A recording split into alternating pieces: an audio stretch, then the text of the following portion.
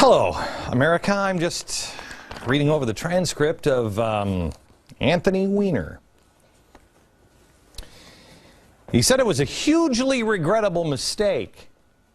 Yep, I'd say that. He said the underpants photo was a joke. I'm sure your wife is laughing. There's also some other photos that he took of himself, which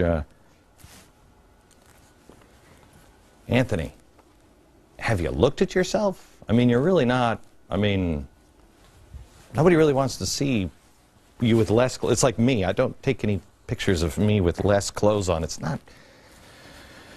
Shouldn't we question as a country? Shouldn't we question the man's judgment just based on that? He thinks he's hot. He apparently is not going to. He's not going to resign because what he did was just an indiscretion, and he only did it. Boy, does this sound like it's right out of the Bill Clinton playbook? He only lied because he was embarrassed, and it was only a lie about his personal life. Oh yeah. That's right. So as many as 6 women, and apparently there's more photos coming out. Oh, and the day for me not to be blind yet. Here he is saying that he's not going to resign. May I ask, is there no shame in America anymore? I mean, do you remember the guy, what was the name, Tiffany, what was the name of the guy who took the picture of himself like this, who just resigned? Chris Lee. Do you have the picture of Chris Lee? Yeah. Hi. That guy was out before we got to dinner that day. He's like, okay, I'm an idiot. Wiener? No, apparently not. You know who who Anthony Wiener makes me have more respect for? Bring him on. That guy. Remember him? Remember the guy who was like, well, we used to have tickle fights when we were in the Navy. I just like to go actively hug men. That guy at least had the common decency when he knew the jig was up. He was like, okay, got me. I resign. Today, I have more respect for this man than Anthony Wiener. It is, may I show you where we've put the bar? Okay, right about here. This is where the bar is, right about here.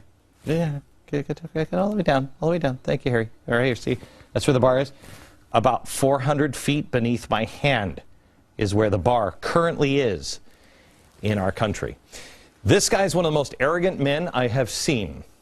You know when the doctor always says, hey, finish your antibiotics? Why do they tell you to do that? Because if you don't, this is what the doctor never told us, and now we're figuring this out with the superbugs that are doing. If you don't finish your antibiotics, it only makes the bugs stronger, and then you've got some like Herculean virus that's running around killing everything, and nothing stops it. I'm just saying, if this doesn't stop this guy, if people don't cry out for this guy to be, I don't know, packing grocery bags or whatever it is his skill was, maybe being a photographer. If he doesn't go into photography and leave Washington right now, if this doesn't kick him out of office, nothing will. You know who you're looking at? You're looking at the replacement for Charlie Rangel. If this guy doesn't leave office now, he'll never leave office. And oh my, imagine the monster this is creating. Good luck with that one, New York. Who wants to move to Texas with me? Come on.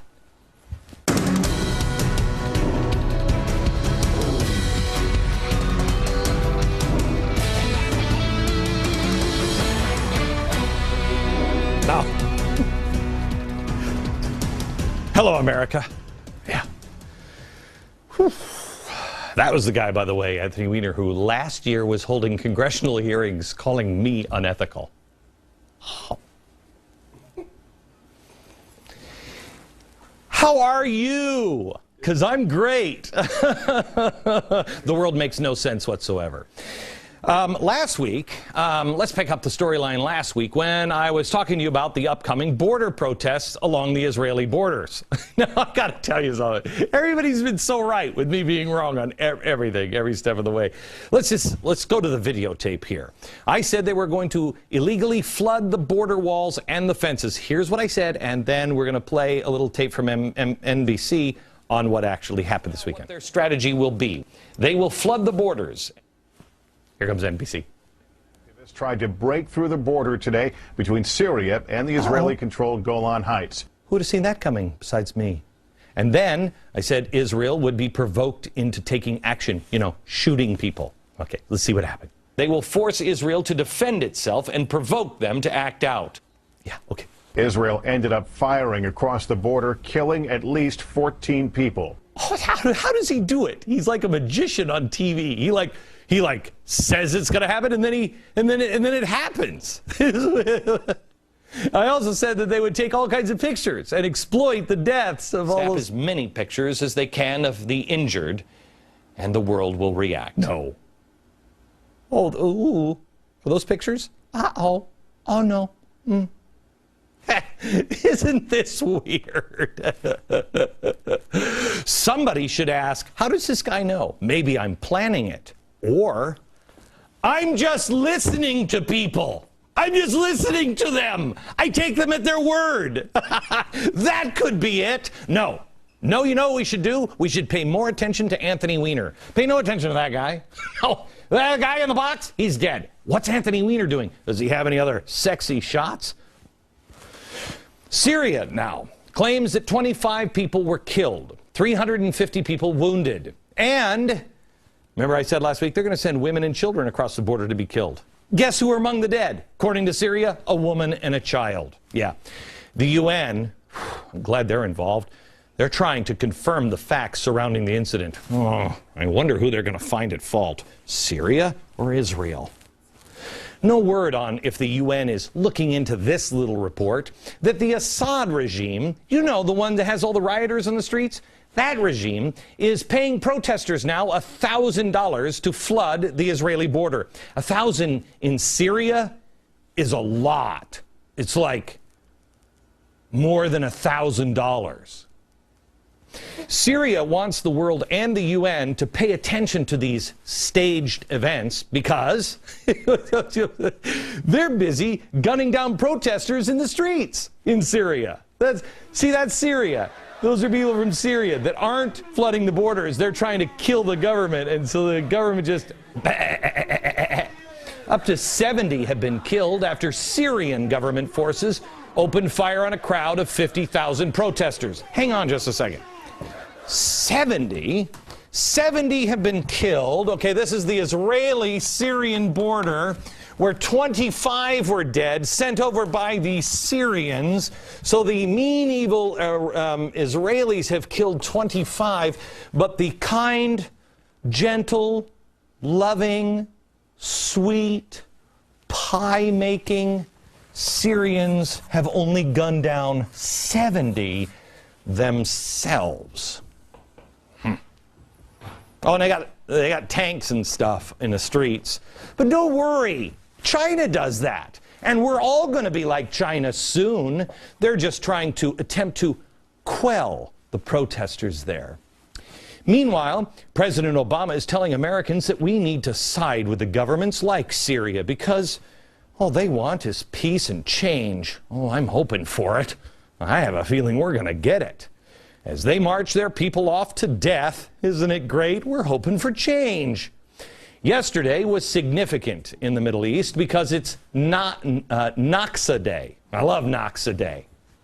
Did you decorate your Naksa tree? Neither did I. Naksa, not to be confused with Nakba. Naksa means setback.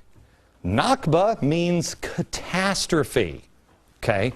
This is kind of important because they have been celebrating Nakba Day, which looks a little like that kind of celebration. Tear gas, the usual run-of-the-mill 4th of July stuff without the hot dogs. So Nakba Day is the day of the great catastrophe, which is the day that Israel was founded. Naxa is where they came up with the borders after 1967, okay? So that was a setback. Setback, that would imply that there's a bigger goal in mind. Gee, I wonder if it could be, let's think out of the box. Destroy Israel and kill all the Jews? Do you think? Maybe that could be it? No. All the intellectuals, especially those that are good friends with this administration, like Rashid Khalidi, oh, he's back in the news again. He's such a good guy.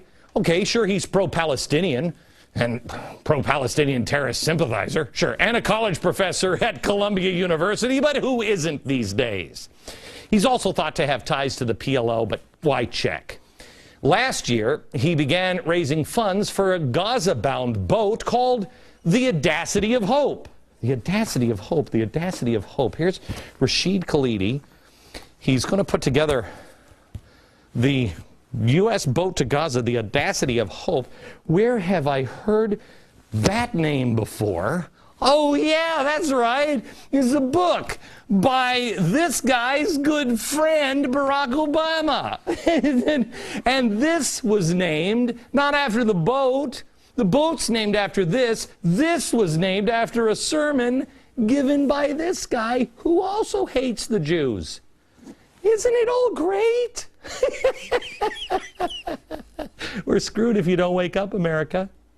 The Audacity of Hope. Now, this guy again, he's raised enough cash to let this ship sail with the Freedom Flotilla 2 coming later this month. Oh, freedom's going to be good.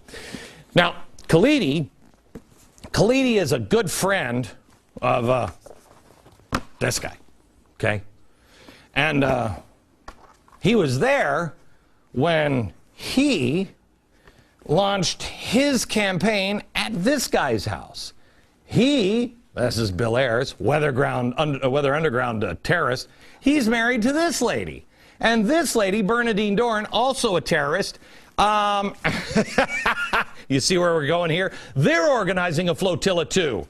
Oh, they all must have so much to talk about. You know what I mean? They got so much stuff in common. Not him, though. He's on Israel's side. It's just all the people around him. That's it. So anyway, they apparently are so close. They're friends. And they reportedly attended the same celebration of Khalidi that this guy spoke at and praised him. Of course, we don't know. We don't have videotape. Okay, I don't have it. The LA Times has the videotape, but they're not going to release that videotape. No, I don't think it's relevant right now. They have videotape of the event, but they're not going to release it. Why? I mean, unless you're trying to protect Obama because he's saying really good things about this guy in the same room with these people, you know, then you might not want to release it because it would hurt the president. How journalistic of you, LA Times. Seriously. Let me tell you something. One of my assistants, who I just hired right out of Columbia University, he interned for me for 2 years. And he had a class with this guy at Columbia. He said it was fantastic. In the first lecture, he said this: there is this notion, you know, that the Middle East is a region deprived of democracy and freedom. Well, that's simply not true. You are so right. I was talking to this woman as she was driving down the street. Oh, wait, no, she wasn't driving down the street. Anyway, it's a crazy notion. Where have I heard that before?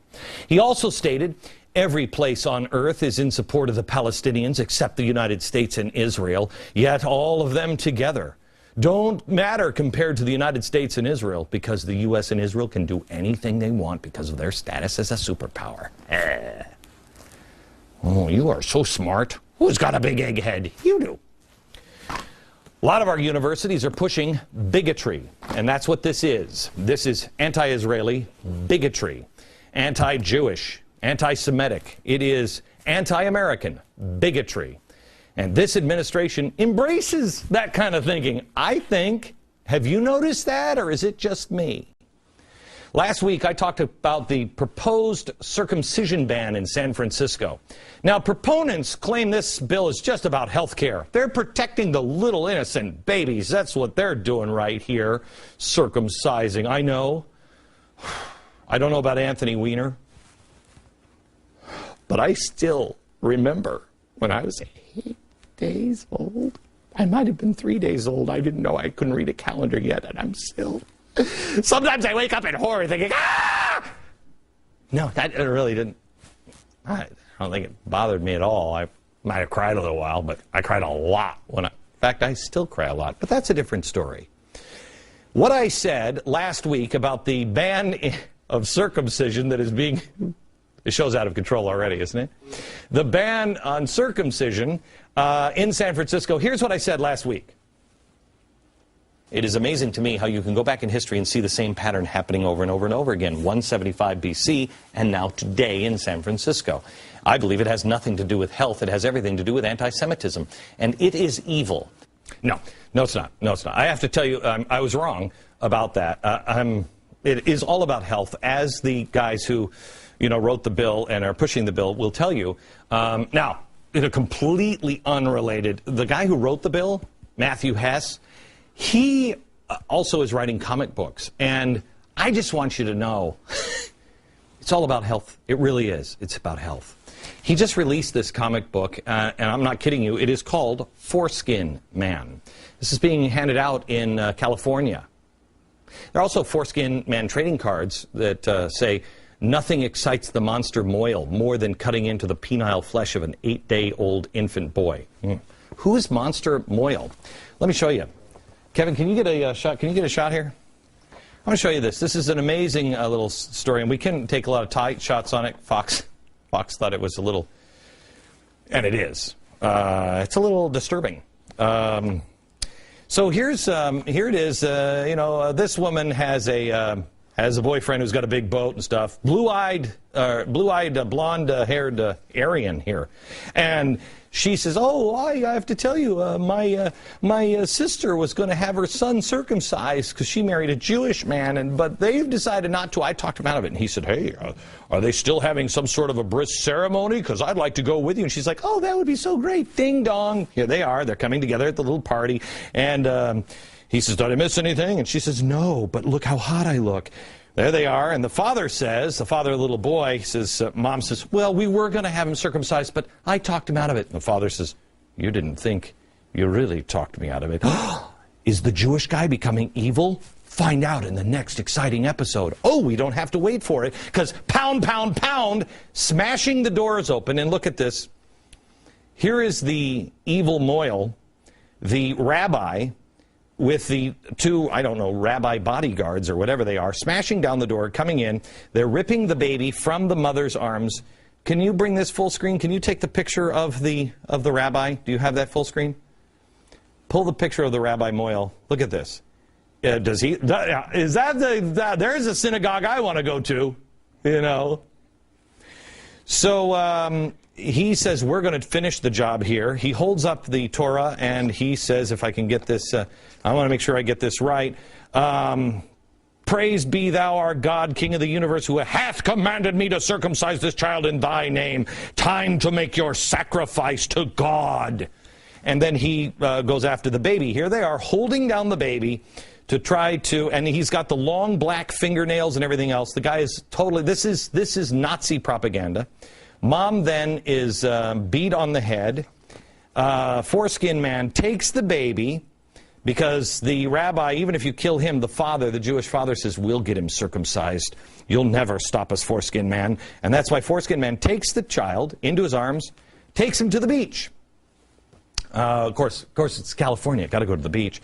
Go to the beach where there are intactivists underground.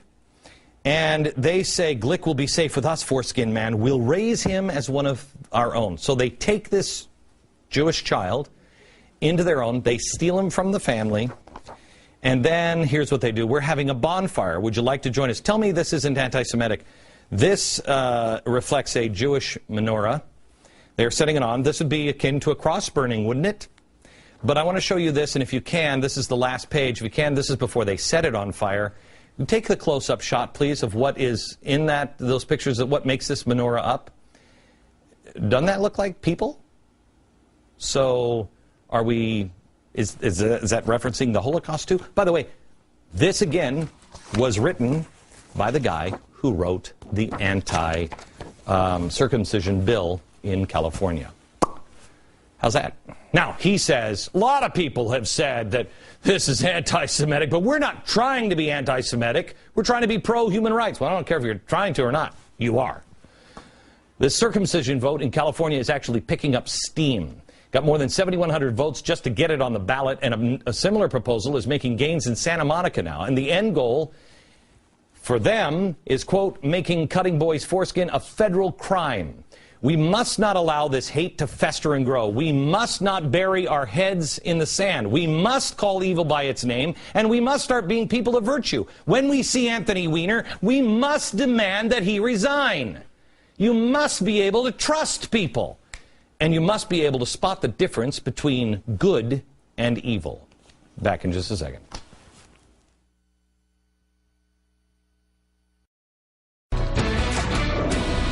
If you'd like to see that full comic, you really need to see it. It is truly shocking. You can see it at glennbeck.com now. There are three things that we're trying to be separated from: God, capitalism, and each other. And they all kind of, right now, I think, center around Jerusalem and Israel. Israel is surrounded by hatred and violence. And we know that President Obama now wants to return to the 67 lines, which makes Israel incapable of defending itself. And that's what Israel wants, the ability to defend itself. Danny Danon is the Deputy Speaker of the Knesset. He joins me from Jerusalem now. He has been one of the most outspoken people trying to say, please stop what you're doing to the president. Danny, welcome to the program. Good evening, Glenn, from Jerusalem. Can you tell me, sir, first of all, you saw the anti-Semitism that is happening here with this, this cartoon. Is that not exactly what we saw in the 1930s against Jews? It is disturbing. It's sick, you know. I think the guy who wrote it should be sent to mental support.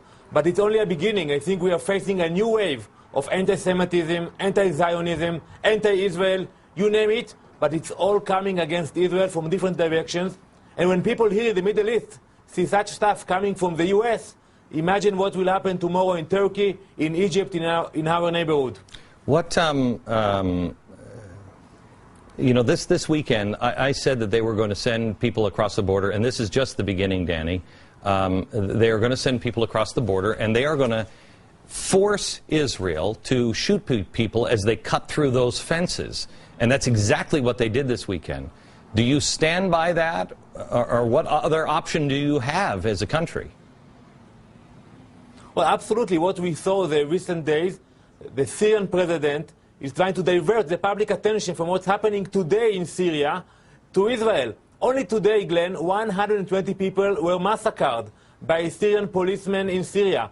So we're seeing them sending those youngsters to the border with Israel, and we will have to defend our borders. Every sovereign country will have to do it, and if they will try to do it again and again, we will be standing on the fence and protecting our people. That's what the American army will do, and that's what the Israeli army will do if we will have to face it again.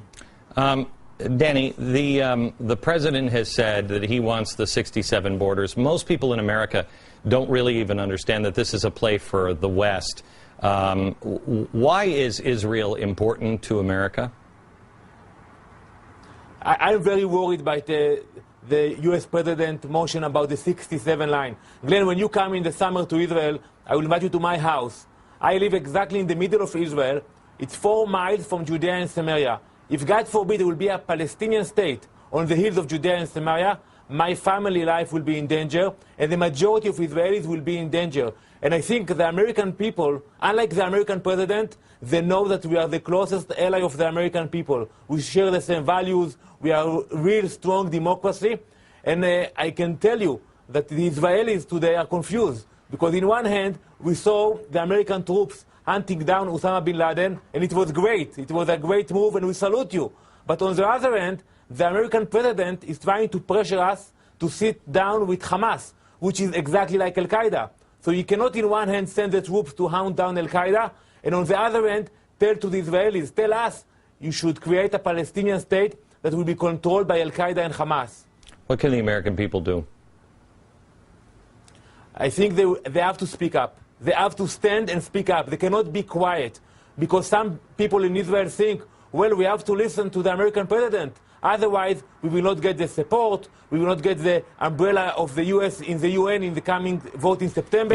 And I know it's not the case. Yeah, may I just tell you, because I know that a lot of people watch us over in Israel, and Danny, that is absolutely, I mean, well, look, you can play any game you want with the President of the United States, but you're playing a losing hand with the President of the United States, as people in our own labor unions will figure out eventually, or the average person. You can't compromise with the President of the United States, and you must speak out. You've got to speak out. Otherwise, you're going to find yourself in the dustbin of history. And the difference between the 1940s, if I may be so bold, and now is you have a state. You have a place that can defend itself. You have an army. You have a place where others can find refuge. If you don't have Israel, the Jews have no place to go and no way to officially defend themselves.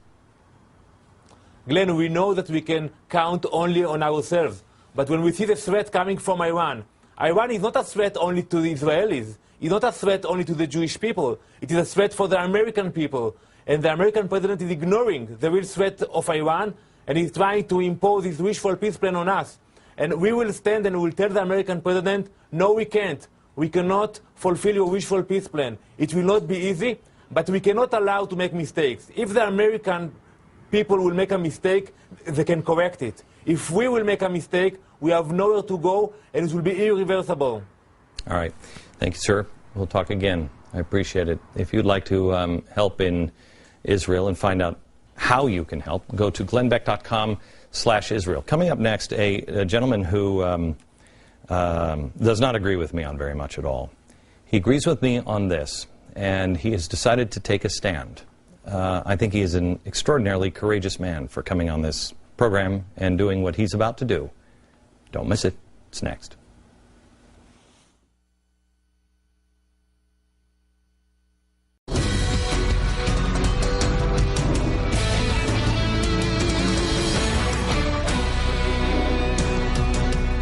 I can't tell you, I just can't get my arms around that whole Anthony Wiener story, and he's not resigning. Congratulations, America. We have another winner, or Wiener in this case. Yesterday, I was walking from church to my office. Usually I don't work on the Sabbath, but I had work I had to complete yesterday. And so I was walking from church, and I went to my office, and I came around the corner, and I forgot that there was a pro-Israel parade that was happening. And I should have known. I walked right into this crowd yesterday. I should have known something was going on when I saw these dump trucks, and I couldn't figure them out. This is a picture that I took. These dump trucks were full of sand. They had the cherry picker for some unknown reason, and there were police everywhere on every single street. There were like choke points and almost checkpoints, so people could come in and support Israel. Then there was also the anti-Israel propaganda. The protests were anti-Zionist. They were ultra-Orthodox Jews who oppose Israel existence and Palestinian supporters. And it's great.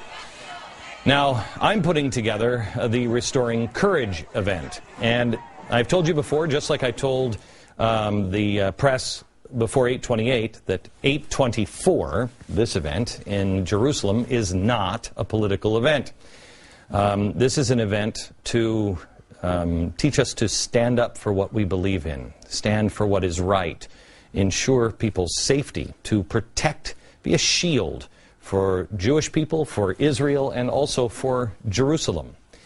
Someone I reached out to right away is a man that I don't always agree with, but I have tremendous respect for him.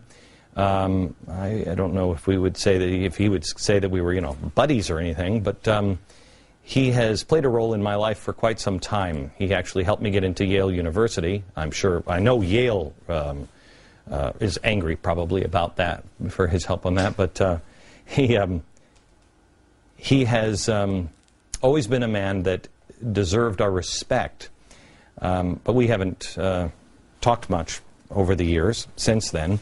I reached out to him right away when this idea came to me, because I knew that we needed to have people on both sides of the aisle. I would like to announce that he'll be coming with us and hopefully you'll be leading a delegation from the U.S.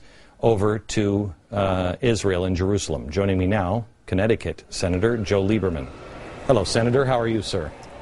Glenn, I'm good. I'm glad to be with you, and I'd write that reference letter to Yale again if you want to go back to divinity school. What do you have against Yale? Why? All right. To explain to your viewers, I met Glenn when he was doing a morning radio show in New Haven, Connecticut, quite a long time ago, and we just got to be friends, and I was impressed with him, and I must say, though you're right, we haven't agreed a lot of the time. I've been really proud of your remarkable rise over the years since then. Well, thank you, sir. I called you, and you said yes, you would be there, and you said mainly because, if I may quote you, mainly because of what you saw me do in Washington on 8/28, that it was not a political event. And that you knew you could trust that this event would be something dignified and good. Absolutely right. Look, first, I think the idea of the Restoring Courage gathering in Jerusalem is an important idea and a very constructive one at a very important time for Israel, and a time that also could be potentially destructive for Israel and for us, for the United States of America. And I know you want it to be nonpartisan, non-denominational. It's not against anybody or any group. It's to stand with Israel at a time when a lot of the rest of the world is attempting to delegitimize Israel. And for me, the confidence that I have in thanking you for this idea and telling you that God willing and the Senate schedule willing, I'm going to be with you in Jerusalem in August, is what you did here in Washington last August. A lot of people said it was going to be partisan, it was going to be political, it was going to be divisive. It was a magnificently unifying day that was all about American values and, frankly, about the faith in God that most Americans share. So it's with that confidence and a little encouragement by some clergy, both Christian and Jewish, that I respect, who are going to be there, are already part of this, that I'm happy to come on today and say I'm going to stand with you in standing for Israel. So, Senator, you're going to get a lot of heat for this. You know that, and I know that. I don't want it to be partisan, and I know that there could be a lot of people on the conservative end, and that's why we tried to announce you first. But we've had a lot of people that are on the left side who immediately hung up the phone and want nothing to do with anything. What is it, Senator, that you could possibly say that will bring others who disagree with me, but we can agree on Israel? Yeah, well, you know, this touches a larger nerve and a larger problem in America today, and particularly in American politics, where if you don't agree about 100% with somebody else on all the issues, then even when you do agree with that person, you refuse to stand with them or work with them. That's part of the problem here in Congress, which explains why we don't get a lot done. And to me, this is about a shared value. It's about the values that we share as Americans with Israel. It's about the fact that we have common enemies. In some sense, Israel is the first line of defense for the United States of America. I can tell you, as the chairman of the Senate Committee on Homeland Security, that a lot of the same threats that Israel faces are faced increasingly by us here at home. And so I say to everybody, okay, you don't who is skeptical and who's going to be critical about me, okay, you don't agree with Glenn Beck on climate change or Medicare or whatever, or President Obama, but if you agree with him on this, then why would you not be true to your own conscience and stand with him? And the cause here, if I may say so, is larger than Glenn Beck. Glenn Beck had this idea. This is a good idea, a very, very powerful idea. But if you agree with it, and if you think it's time to stand with Israel, then let's just unite around that. And you know, I saw this happen a couple of weeks ago when Prime Minister Netanyahu addressed the joint session of Congress, and the feeling in the room was so unified. You could go from the most left Democrat to the most right Republican. Everybody was standing up and cheering, not just for the Prime Minister, but for Israel and for the U.S.-Israel relationship. And in doing so, I think members of Congress were reflecting the beliefs of the people of the United States of America. So let's not let others divide us. Let's come together when we agree, and this is an important time to do that. Senator, thank you very much.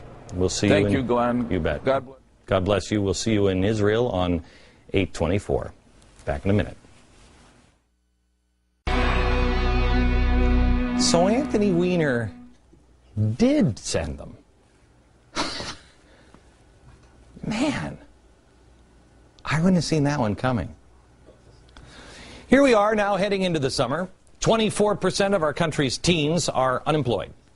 China, it was announced this weekend, dropped 97% of its holdings in U.S. Treasury bills. But don't worry about that. It's only 97%.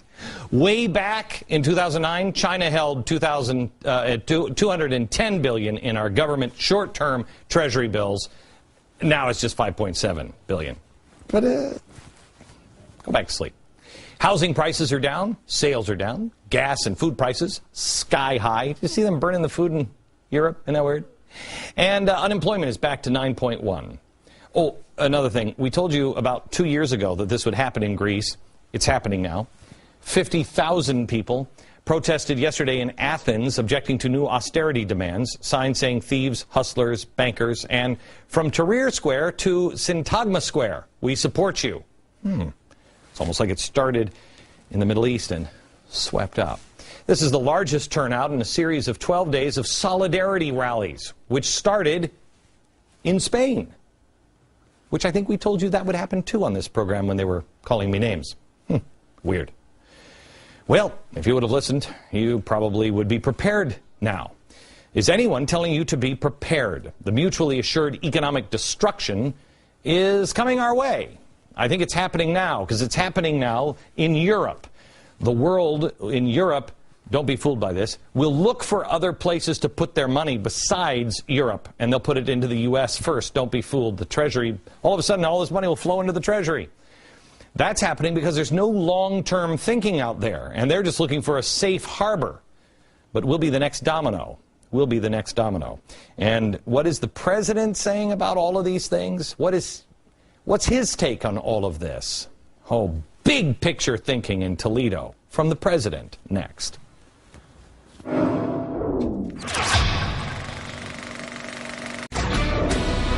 The press on the right is eagerly talking this weekend about the awkward Wrangler joke that the president made at a Chrysler plant in Toledo last week. He made an analogy about the bumps along the way to the recovery being the path, that even a Jeep Wrangler couldn't get through, and he got some objections. And here's what happened. There are always going to be bumps on the road to recovery. We're going to pass through some rough terrain that even a Wrangler would have a hard time with. We know that. This is not awkward for the president. They weren't saying no because that's outrageous that you would compare the economy to. No. This was because of the Wrangler can handle anything. This is company pride. No one is focusing, however, on what he said before the stupid joke, and that is the bumps in the road. The policies that he can't blame Bush on, like the highest gas price that we've had. There it is. That's some of the highest in history. Mr. President, you stopped drilling for oil in the Gulf while you opened it up to Brazil. You pushed for cap and trade. Mr. President, you wanted to make, energy prices necessarily skyrocket. You said those words yourself. That's one of the things he blamed. That's a bump in the road. Headwind we're facing. Energy prices, gas prices. The next one he blamed was instability in the Middle East. Excuse me? That's your policy. You're encouraging the uprisings like this. You said the guy who set himself on fire was Rosa Parks. Don't talk to me about instability being a bad thing. And he didn't even mention the skyrocketing cost of food. You know about the E. coli breakout in Europe, right? Yeah. Here they are, they're just dumping food. What do you think that's going to do to the price of food over in Europe? It's interesting, the throwing the food away, which you now have to do. But is that something that maybe somebody should say, hey, food prices will necessarily skyrocket? I'm just saying. Good news is, I didn't play you the clip where he was blaming Bush. He did, but he's not really pointing the finger where it should be pointed, at himself, his administration, for causing some of these, quote, headwinds. Anthony Wiener does decide to leave office in shame. He can always be the second half to Eliot Spitzer. Spitzer and Wiener. They'd have so much to talk about. Only in America could that actually be a possibility. Only in America. From New York, good night, America.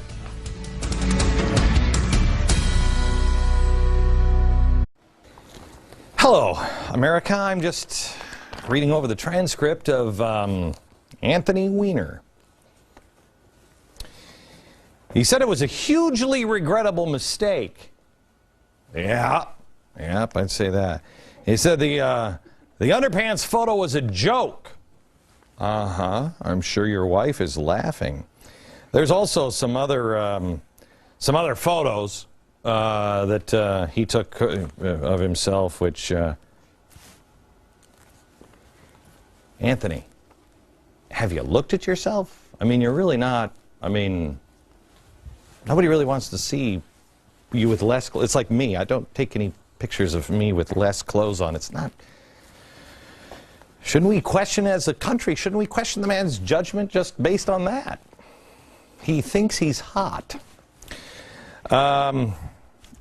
He apparently is not going to, he's not going to resign. Because, what he did was just an indiscretion. And he only did it, boy, does this sound like it's right out of the Bill Clinton playbook? He only lied because he was embarrassed. And it was only a lie about his personal life. Oh, yeah. That's right. So as many as 6 women.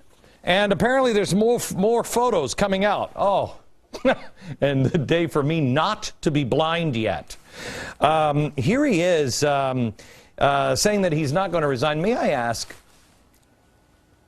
is there no shame in America anymore? I mean, do you remember the guy, what was the name, Tiffany? What was the name of the guy who took the picture of himself like this, who just resigned? Chris Lee. Do you have the picture of Chris Lee? Yeah. Hi. That guy was out before we got to dinner that day. He's like, okay, I'm an idiot. Wiener? No, apparently not. Do you know who who Anthony Wiener makes me have more respect for? Bring him on. That guy. Remember him? Remember the guy who was like, well, we used to have tickle fights when we were in the Navy. I just like to go actively hug men. That guy at least had the common decency when he knew the jig was up. He was like, okay, got me. I resign. Today, I have more respect for this man than Anthony Wiener. It is, may I show you where we've put the bar? Okay, right about here. This is where the bar is, right about here. Yeah, okay, all the way down, Thank you, Harry. All right, here, see, that's where the bar is. About 400 feet beneath my hand is where the bar currently is in our country. This guy's one of the most arrogant men I have seen. You know when the doctor always says, hey, finish your antibiotics? Why do they tell you to do that? Because if you don't, this is what the doctor never told us, and now we're figuring this out with the superbugs that are doing. If you don't finish your antibiotics, it only makes the bugs stronger, and then you've got some, like, Herculean virus that's running around killing everything, and nothing stops it. I'm just saying, if this doesn't stop this guy, if people don't cry out for this guy to be, I don't know, packing grocery bags or whatever it is his skill was, maybe being a photographer. If he doesn't go into photography and leave Washington right now, if this doesn't kick him out of office, nothing will. You know who you're looking at? You're looking at the replacement for Charlie Rangel. If this guy doesn't leave office now, He'll never leave office. And oh my, imagine the monster this is creating. Good luck with that one, New York. Who wants to move to Texas with me? Come on.